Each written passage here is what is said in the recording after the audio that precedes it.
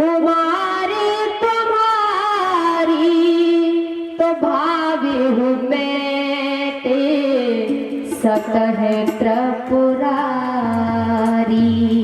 अगर तुम्हारी बेटी तप करेगी तो शंकर भगवान में वो भी ताकत है कि भाग्य को भी बदल सकते हैं, लेकिन तप करेगी तो।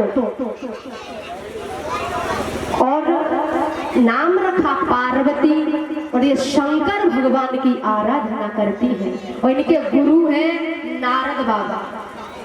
श्री सुखदेव जी कहने लगे, राजन धीरे धीरे बड़ी होने लगी और शंकर भगवान की आराधना करती है, उन्हीं का भजन, उन्हीं की संध्या, हर पल हर घड़ी शंकर भगवान का ही ध्यान। धीरे धीरे वरयोग हो गई, बड़ी हो गई, तो देवी देवता मिलकर के शंकर भगवान के पास पहुंचे और शंकर भगवान से बोले कि अब शादी वादी कर लो। भोलेनाथ बोले शादी वादी मैं नहीं कर रहा, अभी नहीं कर रहा मैं। मना कर दिया तो नंदी आया और नंदी ने कहा बाबा शादी वादी कर लो। भोलेनाथ ने कहा नंदी तुझे क्या परेशानी है? बोले बाबा अब ना गुठे, अब ना गुठे, अब ना गुठे ओ बाबा, अब ना गुठे ओ बोले तेरी भंगिया, अब ना गुठे। परेशान हो गया बोले अच्छा, सब लोगों का ऐसा विधान। बोले ठीक है शादी हम कर लेंगे, लेकिन हमारे योग्य कोई हो तो कर लेंगे।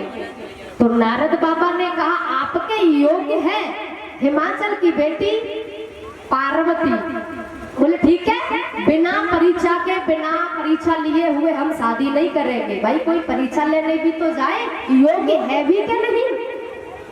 तो सप्त ऋषियों को भेजा, माने हुए संत सप्त ऋषियों को भेजा है, और ये शंकर भगवान की साधना कर रही है। सप्त ऋषि जाकर के वहाँ बुराई करने लगे भोले बाबा की। क्या रखा है उसके पास?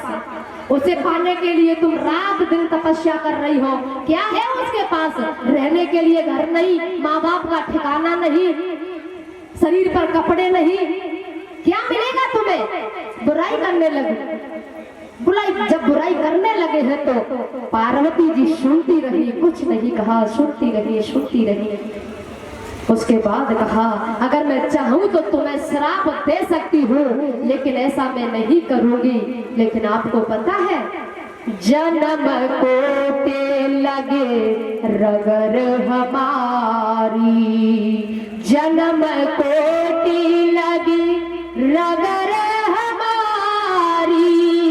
परहु संभोनत रयहु कुआरी। मेरा विवाह होगा तो सिर्फ भोले बाबा के साथ। ये तो मेरा दूसरा जन्म है, करोड़ों क्या ना हो जाए, मेरा विवाह भोलेनाथ के साथ होगा। सप्तऋषि अब भवानी को, पार्वती जी को प्रणाम करते हैं, चरणों में वंदन करते हैं। और वो तो सप्तऋषि गए थे पार्वती की परीक्षा लेने। आज भी मैया बहू देखने जाती है, जाती हो ना? बोलो जाती हो कि नहीं? जाती है। अच्छा पहले तो बच्चियां डरती थी कि पता नहीं सास कैसी मिलेगी। अब बेचारी सास डरती है कि पता नहीं बहू कैसी। उल्टी रीति हो गई है कि नहीं? पहले बच्चियां डरती थी पता नहीं सास कैसी मिलेगी, अब सास डरती है पता नहीं बहू कैसी मिलेगी।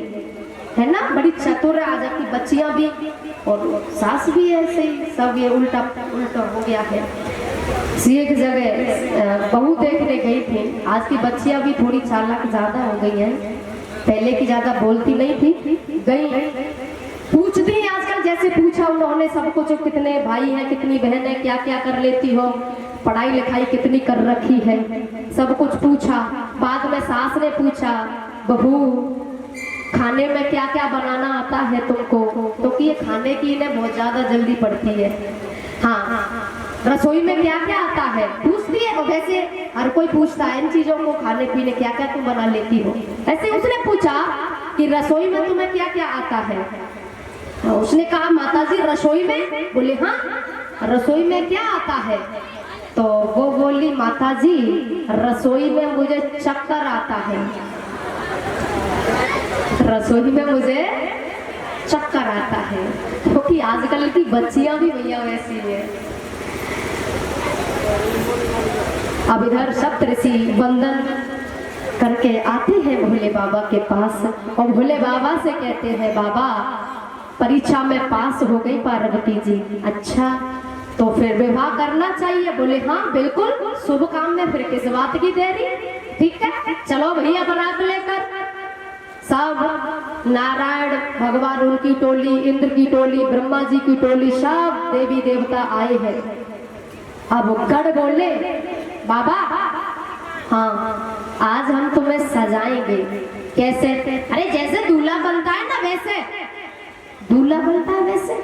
हाँ शेरवानी बनवाएंगे। अच्छा शेरवानी? बोले हाँ।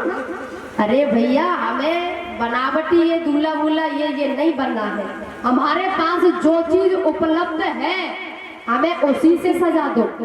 और भोले बाबा के पास क्या था?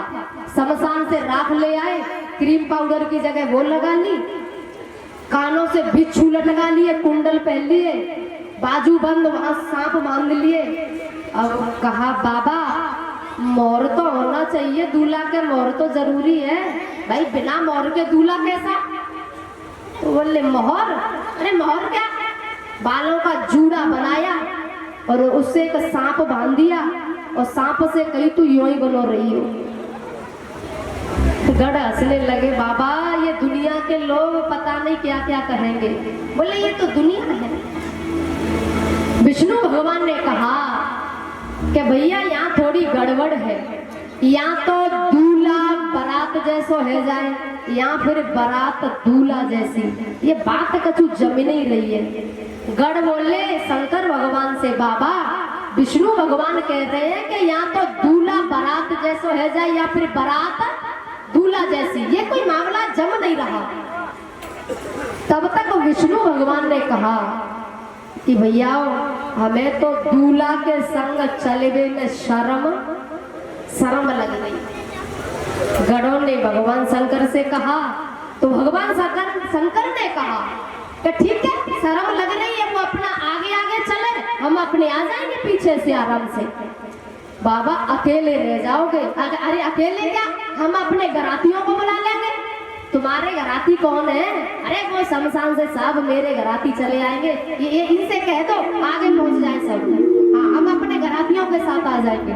और शमशान से बुला लिए भोले बाबा ने, 3 बार डमरू को बजाया और चले आए शमशान से साहब। भूत प्रेत खई शमशान चुड़ैल सब चले आए। किसी का धड़ ही धड़ है, धुआंधार नाचने लगा है। जसो दूल्हू तस बनी बराता। अब ये इनके घराती है। अब गढ़ बोले, बाबा चलो ठीक है, बाबा घोड़ी तो होनी चाहिए, घोड़ी, क्योंकि भाई दूल्हा तो घोड़ी पे बैठता है ना। घोड़ी? अरे घोड़ी की क्या जरूरत है ना हमारा नंदी। बोले बाबा नंदी पे बैठ गए और उल्टे बैठ गए। गढ़ बोले कम से कम बैठ तो सीधे जाओ। अरे बारात पीठ दे के थोड़ी चलूंगा, देखता चलूंगा बारात को। चले भैया नाचते हैं कूदते हैं और चले जा रहे हैं। धीरे धीरे जा रही है शंकर की बरती,